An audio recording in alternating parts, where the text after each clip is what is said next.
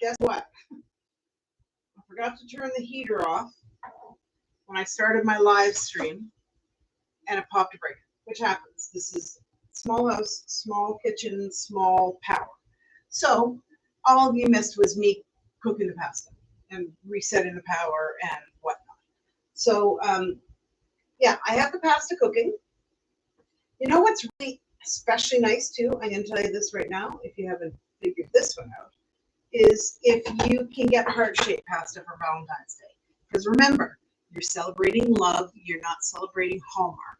This is something between you and your partner. So my fresh agnolotti pasta has been on for about 5 minutes. I'm going to take it off. I'm going to dump it. And I'm going to put the pasta or the sauce back on. Now, I want to tell you what I did. You didn't see me do it. Is I just took about a half a cup of the pasta water out before I drained the pasta completely. And I'm putting that in the sauce. And the reason I'm doing that is because it'll give a little bit of a creamy starchiness to it, which is great.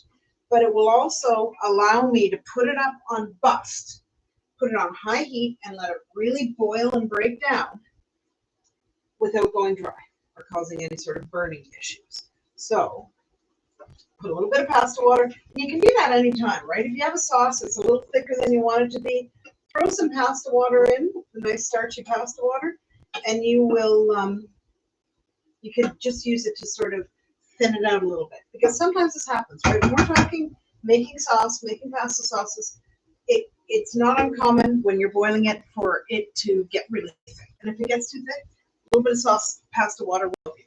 And usually I would have 2 burners going at the same time, but small kitchen. Next week, I promise, I'm going to move the microwave and put the induction burner there. So I'll have a brand new setup. It's going to be fabulous. So I'm going to have a glass of wine, a drink of my wine to calm my nerves from my breaker outage. And of course, once the breaker popped, then I had to wait for the Wi-Fi to reset, which was also fun. Get there eventually, right? All right. So my pasta sauce is boiling away. My pasta has drained. I'm going to tell you, I do not rinse my pasta. Please don't rinse your pasta. It's so nice. You want to keep your sauce just a little bit loosey so that you don't have to rinse your pasta and take all that nice cooking liquid away. But another thing I want to tell you is that when you have sauce, when you do your pasta, you don't want a ton of sauce at the bottom of the bowl. You want your sauce to be thick and lovely and coat the pasta, but you don't want a big puddle of pasta at the bottom of the bowl. So you'll see that in a moment when I get my sauce just in the place that I want it to be. I've got my nice Parmigiano Reggiano grated. And I'm not going to lie, what I'm probably going to do is I'm going to toss the pasta in with it, and then I'll put a little more on top, because you know what? I love the cheese. It's gilding the layer, baby. All right.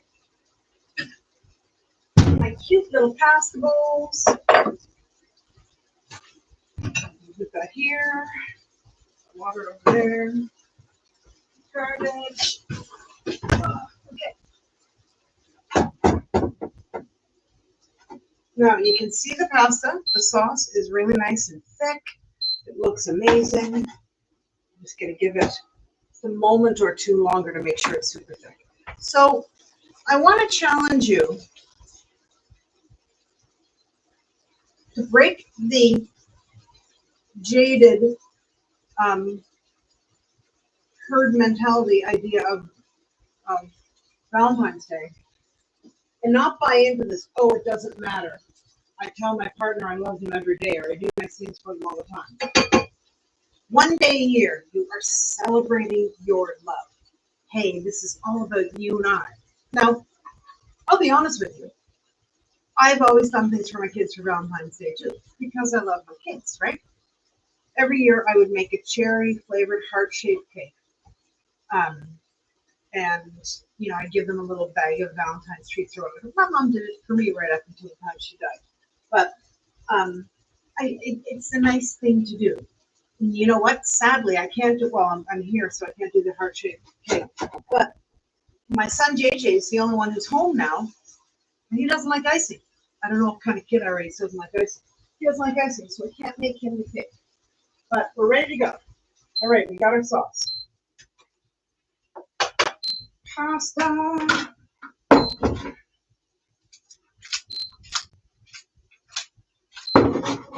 Oh, that looks good.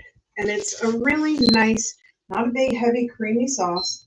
It's just a nice tomatoey sauce. And I'm going to turn that off. I'm not going to put it back in the burner. There we go. All right. I've got the funniest set of tongs here. They're not big enough for anything. And I do everything with tongs. I stir, I make pasta, I do everything with tongs. Okay, so there we go. The most ridiculous tongs. I've been looking for tongs and I can't find them here, so I think you have to bring some from home.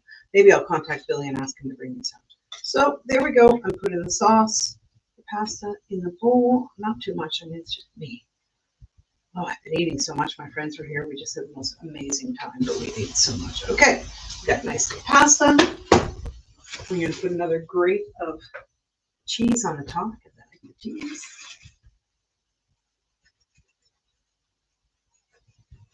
And I know I saw some better cheese graters too yesterday. I got this one on IKEA thinking this is going to be the best one, cheap one I can get. It was not. Wasn't the cheapest, wasn't the best one. Okay, so there we go. Don't mind the power outage. You know, I feel like tech glitches make me more relatable, right? But anyways, there's your pasta. Make it for your partner. Tell them that you want to do something for Valentine's Day because you love them and you think it's awesome to have a day, one day of the year that's all about celebrating your love. Do it.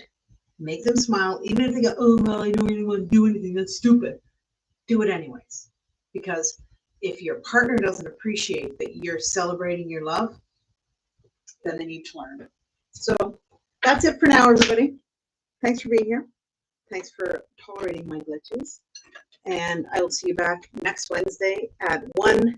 Next Wednesday, I'm going to be having my very first guest, which I'm really excited about. I call him Martin Prosciutto. His name is Martin. And we're going to talk about chopping, cutting, and pans. So I hope you have a wonderful day. Take care. I'll talk to you soon.